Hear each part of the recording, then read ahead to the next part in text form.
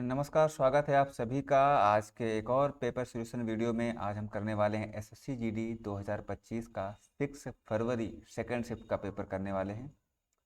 ठीक है, तो पेन और कॉपी लेके बैठ जाइए, बहुत ही शानदार वीडियो होने वाला है। और हाँ, जिन जिन भी विद्यार्थियों ने अभी एसएससी जीडी का पेपर सॉल्व नहीं किया है तो उन लोग के लिए बहुत ज़रूरी ये क्लास है। और साथ ही साथ अगर किसी ने ग्रुप डी का फॉर्म भरा है तो उसके लिए एक प्रैक्टिस सेशन की तरह ये काम करेगा। ठीक है ना। तो चलिए बढ़ते हैं हम अपनी क्लास में और एक एक करके सारे 20 के 20 सवाल करेंगे। पेन और पेपर ज़रूर लेके बैठें। ठीक है, पहला सवाल देखिए आपके सामने है। सवाल बहुत ही अच्छा है, बेहतरीन है। कह रहा रमन की आय 75,400 रुपया है, वह अपनी आय में से 23% की बचत करता है। यदि उसकी आय में 27% की वृद्धि होती है और उसके व्यय में 50% की वृद्धि होती है तो उसकी बचत क्या होगी। देखो, बचत परसेंटेज में नहीं पूछा है, बचत पूछा है किस में, पैसे में पूछा है। लेकिन हम इसको अगर पैसे में करने जाएंगे तो थोड़ा ज़्यादा समय लगेगा, इसलिए हम इसको किस में करेंगे, इसको हम परसेंटेज से ही ट्राई करते हैं। और हाँ, ये जो 75,000 लिखा हुआ है ना, इसको हम लास्ट में देखते हैं। ज़रा इसको हम अभी अवॉइड करते हुए चलते हैं। जैसे मान लेते हैं कि मानो हमारा जो आय थी वो 100 थी, तो 100 में से 23% तो बचत हो गई, इसका मतलब 23 बचत हो गई। बचा हुआ हमारा कितना व्यय होगा, तो व्यय हमारा कितना होगा, इसका हम कर लेंगे, घटाइए जरा 100 से, 7 और 7 77। ठीक है, वह अपनी आय में से 23% की बचत करता है। ठीक है, 23% की बचत करता है तो उसका 77 व्यय होगा, व्यय है ये। और ये हमारा क्या है, बचत है। इसने कहा है कि आय में 27% की वृद्धि होती है, इसका अर्थ है कि आय में 27 बढ़ जाएगा और 27 बढ़ के ये हो जाएगा हमारा 127। इसने कहा कि व्यय में 50% की वृद्धि होती है, इसका मतलब है कि व्यय जो हमारी 77 थी वो अब 50% बढ़ जाएगी। 50% कैसे निकालें इसका हम, तो इसका हमारा 50% निकालने के लिए इसी को आधा कर देते हैं। तो 2 तिया 6 और 2 अठे 16 पॉइंट 2 पंचे 10, मतलब 38.5 बढ़ जाएगा। 38.5 जोड़ो इसमें, तो 8 और 7 15 हासिल आ गए 1। और यहाँ पे कितना हो जाएगा हमारा, 7 3 10 1 11। टोटल इतना हमारा व्यय हो जा रहा है। तो हमारा बचत कितना है, तो हम क्या करेंगे, हम 127 और 115.5 को आपस में घटा देते हैं, जिससे कि हमें मालूम पड़ जाएगा कि अब हमारी बचत कितने की है। चलिए घटा देते हैं, 5 आ जाएगा यहाँ पे, 6 6 में से अगर 5 गया तो 1 बचेगा और यहाँ पे कितना बचेगा, 1 बचेगा। मतलब हमारा आ गया 11.5 आ गया। ठीक है, अब हमारी बचत कितनी है, 11.5 है। अगर हम देखें हमारी बचत जो है आधी हो चुकी है, क्या आधी हो गई है कि नहीं हो गई है, बचत हमारी कितनी हो गई है, आधी हो गई है। इसका मतलब कमी कितने की आ गई, तो आप कहेंगे सर आधी कम, आधी हो चुकी है, इसका मतलब आधे की कमी आ गई है। तो बस अब सवाल को सीधा करते हैं। सवाल में कहा है कि पैसा जो है वो 75,400 रुपया है, इसका 23% हमारा बचत है। हमने कहा 23 और बट्टे में 100, आधा हमारा बच जाएगा, अब आधा हमारा घट जाएगा, इसलिए हमने कहा आधा का मान पता करना है। 0 से 0 कट गया, 0 से 0 मान कट गया। 2 से अगर हम काटेंगे 754 को, तो 2 तिया 6, 2 सत्ते 14 और 2 सत्ते 14, 7 तिर्क 21। अगर हम ध्यान से देखें तो इकाई का अंक जो है ना वो एक ही जगह पर एक है, बाकी कहीं पर नहीं है, इसलिए हमारा आंसर क्या हो जाएगा, ऑप्शन नंबर सी हो जाएगा हमारा आंसर। ठीक है, वरना आप बाकी इसको आप गुणा करके भी देख सकते हैं, 377 गुणे 23। गुणा कर लेते हैं, एक लाइन में गुणा करना आपको आना चाहिए। तो देखिए कैसे करते हैं, 3 से करेंगे, 3 सत्ते 21, हासिल आ गया 2, 3 सत्ते 21, 21 और 2, 21 और 2 मिलके 23 और 7 दूना 14, 4 3 7। देखिए लास्ट में 2 डिजिट मिल चुके हैं, अगर आपकी इच्छा है तो आप पूरा भी गुणा कर सकते हैं, लेकिन मैं इसके आगे गुणा करने वाला नहीं हूँ, आप आराम से करके चेक कर सकते हैं। ठीक है, बढ़ेंगे अगले सवाल की ओर। अगला सवाल बिल्कुल शानदार सा है। कह रहा कि गोले का पृष्ठीय क्षेत्रफल क्या होगा, गोले का पृष्ठीय क्षेत्रफल क्या होगा जिसका व्यास 21 सेंटीमीटर है। तो गोले का पृष्ठीय क्षेत्रफल का फार्मूला क्या है, 4πr²। ठीक है, अगर गोले का पृष्ठीय क्षेत्रफल का फार्मूला 4πr² है, जहां पर r हमारी त्रिज्या है, लेकिन सवाल में त्रिज्या न देकर क्या दे दिया है, व्यास दे दिया है, तो व्यास का आधा ही हमारा क्या होता है, त्रिज्या होता है, मतलब 21/2। आइए अब इसी फार्मूले में रख देते हैं, पाई का मान 22/7 रखेंगे, 21/2, 21/2 है ना, 7 से काट देंगे, 7 तिरिक 21 आ जाएगा, और 2 दूना 4 से 4 पूरा पूरा कट गया, 3 दूना 6, 6 से 21 को गुणा करते हैं, 6 कन्नम 6, 6 दूना 12, 126। और यहाँ हमने इस 12 को पता है क्या लिखा, इस 12 को हमने 11 गुणे 2 कर लिया था। ठीक है, तो अब 11 से गुणा करेंगे। अब जैसे 11 से गुणा करेंगे कितना हो जाएगा, 6, और 6 2 हमारा 8, और 3 और 1।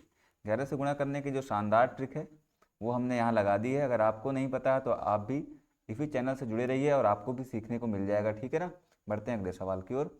अगला सवाल हमारे सामने है, किसी काम को करने में बी को जितना समय लगता है उसके 3/4 समय में ए वही काम आधा करता है। का मतलब ए हमने एक तरफ लिखा, दूसरी तरफ बी लिखा। ए 3/4 काम करता है पर आधा करता है, तो हमने कहा 2 का गुणा करेंगे तो पूरा हो जाएगा, और बी उसी टाइम में पूरा काम करता है। यहाँ से अगर हम काटें तो ये 2, और टाइम का जो रेशियो बनेगा वो बनेगा 3/2। बोलिए कोई दिक्कत, कोई दिक्कत नहीं।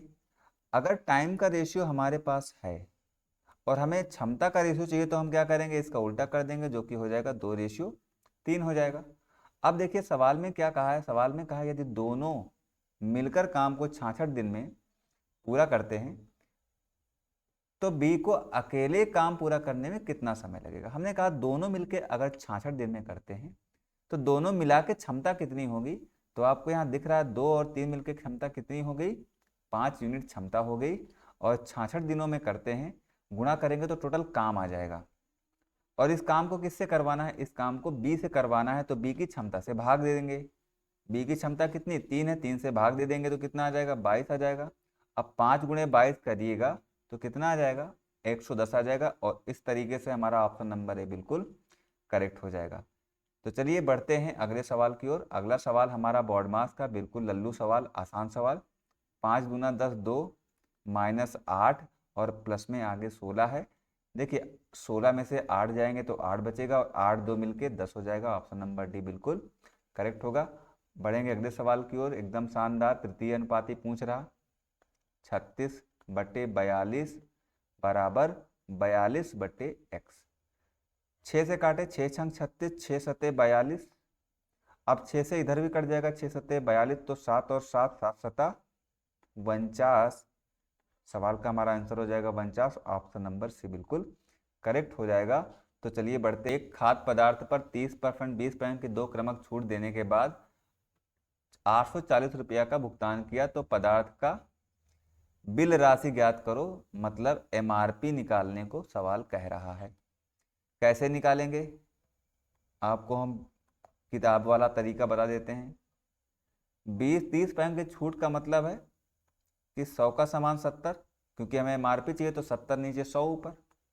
ठीक वैसे ही 100/20, 1 2, 2 जीरो से 2 जीरो सफाया। 7 से काटेंगे अगर तो 7 एकन्नम 7, 7 दूना 14, 120 आया। और 120 को अगर हम 100 से गुणा करेंगे तो 1200 आ जाएगा हमारे पास, कि 12,000 आएगा। भैया कहाँ पे गलत हो गया, 1 मिनट, 840, ये गलत कर दिया भाई, ये गलत कर दिया। यहाँ पे 20 कम करके 80 लिखना है ना, जल्दबाजी में थोड़ा सा गलत लिख दिया। तो अब इसको काटते हैं जरा, ठीक है, जीरो तो कट ही चुका है। 8 से काटना है, हमने कहा 12 1 2 3 0/8।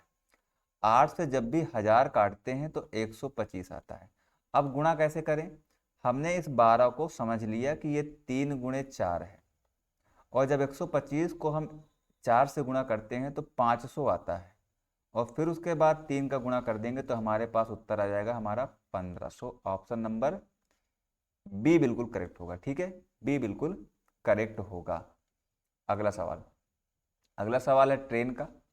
कह रहा कि 50 किलोमीटर प्रति घंटा 110 किलोमीटर प्रति घंटा की चाल से विपरीत दिशा में पहली बात, जैसे विपरीत चाल कह रहा है इसका मतलब दोनों चालें आपस में जुड़ जाएंगी। 160 किलोमीटर प्रति घंटा हो गया। एक ट्रेन की लंबाई 500 मीटर है, उन्हें एक दूसरे को पार करने में 12 सेकंड लगा है। ठीक है, दूसरी ट्रेन की लंबाई दशमलव के 2 स्थानों तक पहुंच रहा। देखिए, चाल गुणे अगर हम समय कर दें तो हमारे पास कुल दूरी निकल के आ जाएगी, पर यहाँ जो चाल दिया गया है किलोमीटर प्रति घंटा में दिया गया है। तो पहला काम हमारा है कि इस चाल को हम मीटर प्रति सेकंड में बदलें और उसके लिए 5/18 से गुणा करें।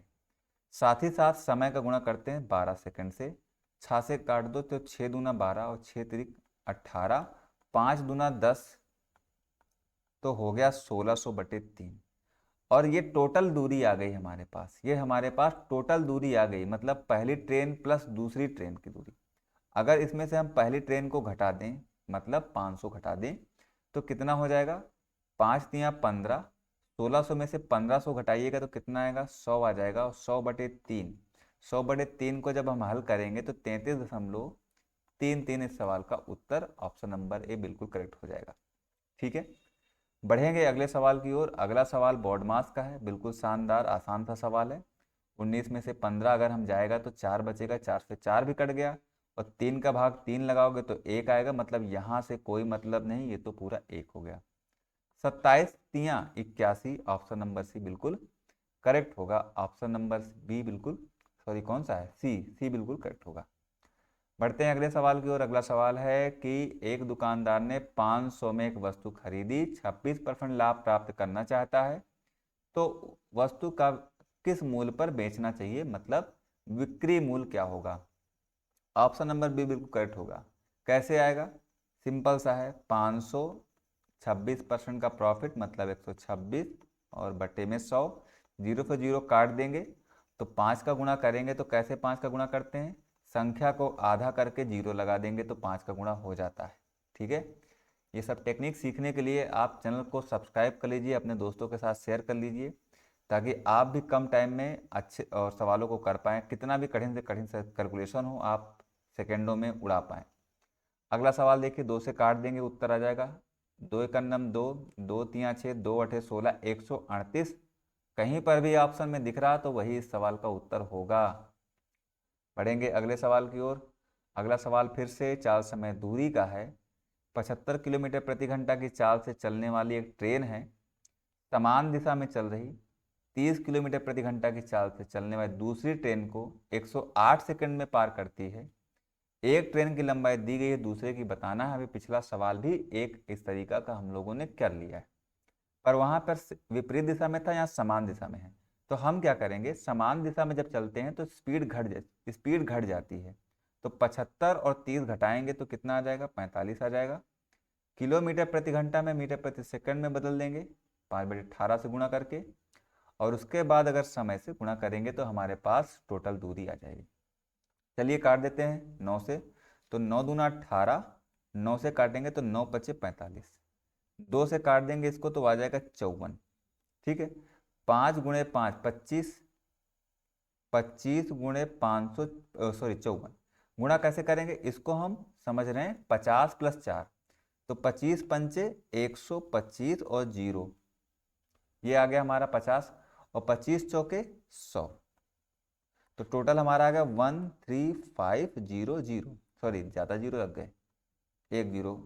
ठीक है, अब 1350 में से 950 हम घटा देंगे तो 400 हमारे दूसरी ट्रेन की लंबाई आ जाएगी। ठीक है, बढ़ते हैं अगले सवाल की ओर। अगला सवाल है, जनवरी फरवरी मार्च अप्रैल में रमेश, है ना, का व्यय दिया गया है, और चारों महीने के दौरान उसका औसत व्यय पूछ रहा। औसत कैसे निकालते हैं?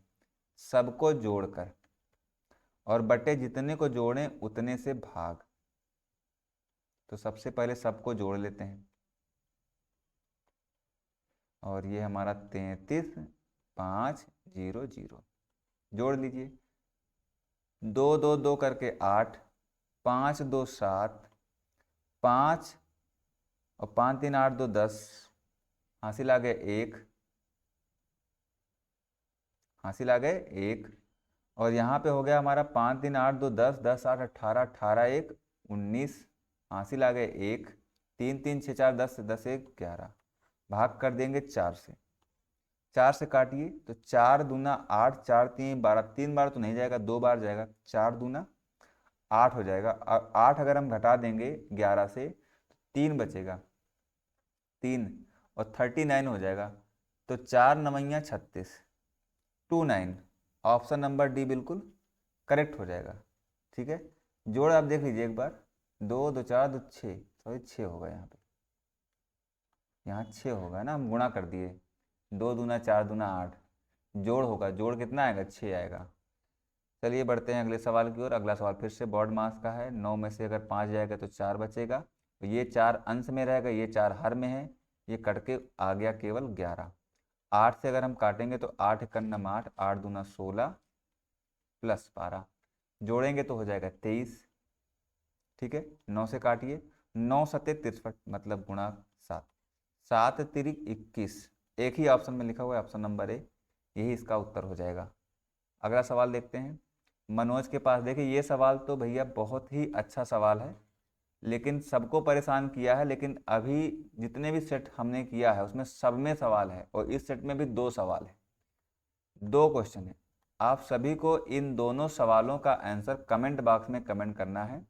देखते हैं कितने लोग कमेंट करते हैं इस सवाल का, और कितने लोगों को ये तरीका समझ में आ चुका है। अगर तरीका समझ में आ गया है तो आप इसका कमेंट बॉक्स में उत्तर जरूर कर पाएंगे। ठीक है, तो एक तो 15 नंबर क्वेश्चन है, एक आगे आपको और मिलेगा, दोनों को आंसर आपको कमेंट करना है।